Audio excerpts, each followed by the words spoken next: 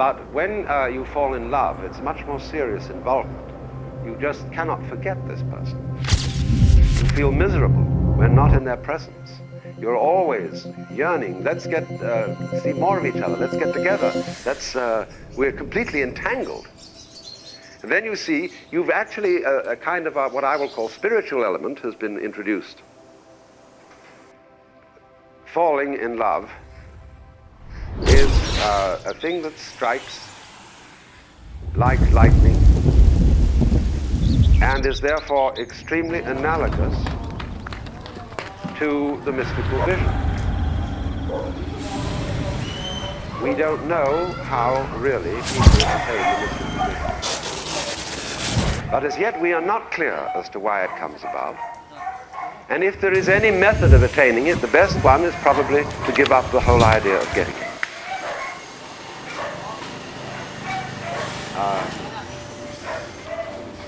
But you see, it is completely unpredictable. And so it is, in that way, like falling in love,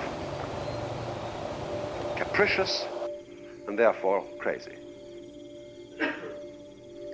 But if you should be so fortunate as to encounter either of these experiences, it seems to me to be a total denial of life to refuse it. Well, now really, when we go back then to falling in love and say it's crazy, falling, you see, we don't say rising into love. There is in it the idea of the fall. And it goes back, as a matter of fact, to extremely fundamental things. That there is always a curious tie at some point between the fall and the creation. Taking this ghastly risk is the condition of there being life. You see, for all, the life is an act of faith and an act of gamble. The moment you take a step, you do so on an act of faith because you don't really know that the floor is not going to give under your feet. The moment you take a journey, what an act of faith. The moment you enter into any kind of human undertaking in relationship, what an act of faith.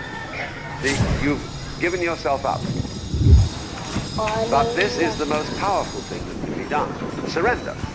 See, and love is an act of surrender to another person. Total abandonment. I give myself to you. Take me. Do anything you like with me. See? So, that's quite mad, because you see, it's letting things get out of control.